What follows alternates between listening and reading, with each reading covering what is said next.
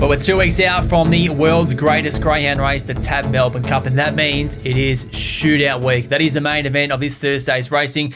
And George Farrugia, as I bring you in, it's a good field and clearly led by the fastest dog in the world in Aston Rupee. It's an incredible race. We love the Shootout. It's been going for a while now, and we get an opportunity to see the fastest greyhounds have a crack at each other here. And look, Rupee just ticked off that box, didn't he? Winning a Group 1. He's already a track record holder at the track. Can they beat him, Jace? He's probably one of the shorter priced Shootout runners to go around. So a lot's going to depend on the start, as we know, but can't wait for this race. It's going to be absolute beauty. Let's get into the runners one by one. First of all, from box number 1, Lakeview Walter, and it's been a format that he's been screaming out for, George, because for so long we've known he's so quick. He was runner-up behind Aston Rupee when he set the track record and set quick time himself, Walter.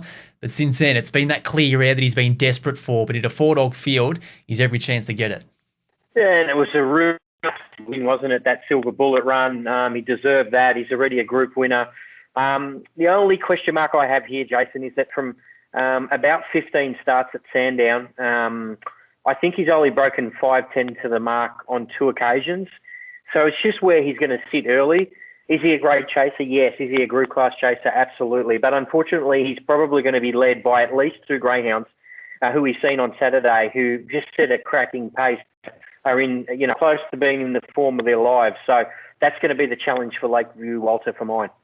Now we move on to the favourite, the big dog in the race, Aston Rupee. He's been breathtaking for a long period of time now. He got his first Group 1 under his belt in the Top Gun on Saturday night, and we know what he's done at Sandown Park in the past. He is well and truly deserving of being a short price favourite in a race like this.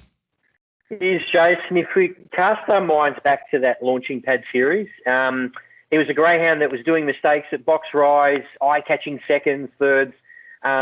He just probably needed that race experience. That's the scary part for his rivals now. His last 3 wins on metro tracks have been in low 5 seconds to the first marker. And you were there on track where he nearly broke his own track record, and he ran home in 10:30, Jay. So when you put that speed with that strength, you can understand why he's a short price favourite and why he's being recognised as the world's greatest greyhound. If he does everything right at box rise, he's near on impossible to beat, you would imagine. Yeah, exactly right. And I think in most other years, one like Macaulay's Lad, who can go 5 flat, 29-10, would be right in the thick of winning a Shootout. This year, not so much, but you'd probably expect much the same from him. And Anthony Azzopardi has said during the week that he's trialling well, so you'd expect somewhere near that some sort of performance, which we have seen a couple of times already at Sandown from him. Look, and I think there'll be some tears in the eyes of Connections, to be fair, Jason. I mean, this time last year, he suffered a fairly serious injury. He had a long time to get back to the racetrack. He's come back and run the 29-10, as you mentioned. Look, he has just got definite X factor. He can hop out of a box too. He's going to need to with the Aston Rupee on his left and Tiggerlong Tonk on his right. But look, it'll be a fairy tale story. As you mentioned, he can show that early speed, but whether it's going to be enough to cross Aston Rupee and hold out Tiggerlong Tonk, that's the major question. This run to the first corner, as is the case with most shootouts, is all important. We now move on to Tiggerlong Tonk, who's the oldest greyhound in the field by some margin. He is the defending Shootout champion. And look, there has been knockers out there around his form, but I mean, he's been up against some freaks and performed well, and none better than running second to Aston Rupee in the Top Gun on Saturday night. He cannot be taken lightly. Well, and the fact that he started around the $17 mark in the Top Gun probably highlights what you're talking about. But in true Tonk fashion, he just came out and said, hey, don't forget about me. He led that great hand-selected field. And, there was some unbelievable New South Wales raiders come in that Top Gun. And if it wasn't for Aston Rupee, who we've touted as the world's greatest greyhound at the moment, well, Tiggerlong Tonk would have had another Group 1 to his name. He's just an absolute warhorse. 29.03 winning this race last year, Jace defeating Shimmer Shine. He's used to roughing it with the best. And, yeah, look, he just does things right. He's a pro. They'll know he's there. Whether he's going to be able to turn the tables on Aston Rupee, that's a big question. So how's this race going to play out? Aston Rupee is clearly the fastest, but just like the rest of them, his race relies on what happens early. And although he is quicker than them, There's some very even greyhounds, the other three. So how do you sense this first 72 metres in the run to the first split playing out, George? Yeah, look, I think it's like the Top Gun race. It all lies in the hands of Aston Rupee. I think if he begins really cleanly, Jason does what he has been doing, I think he just wins the race.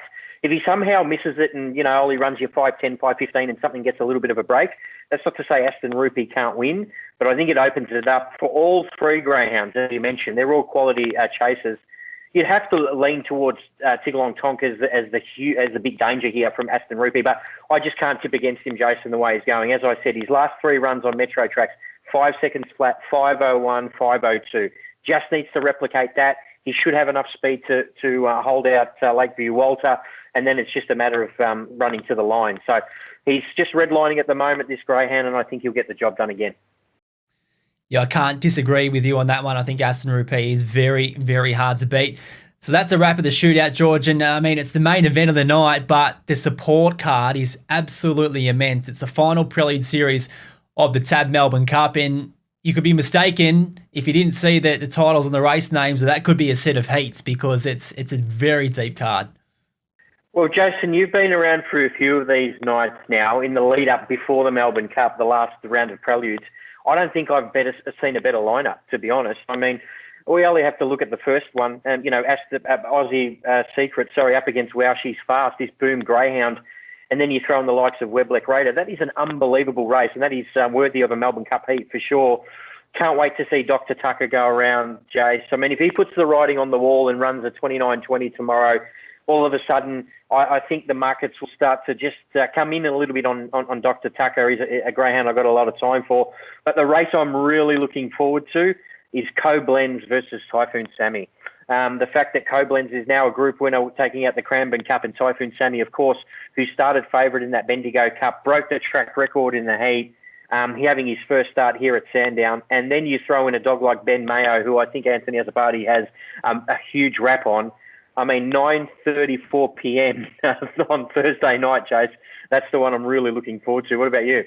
I think it's race number 5, prelude number 10 of the Tab Melbourne Cup, and you got the likes of Hebridean Black, who's in such good form and was so good about a month ago. Then you got Aston Fastnet, drawn box number 8. That'd have to be a good thing for him with Gypsy Bun on his inside. Then also Lala Kiwi, who was really good through that Cranbourne Cup series and every other time that she's been in the Cranbourne.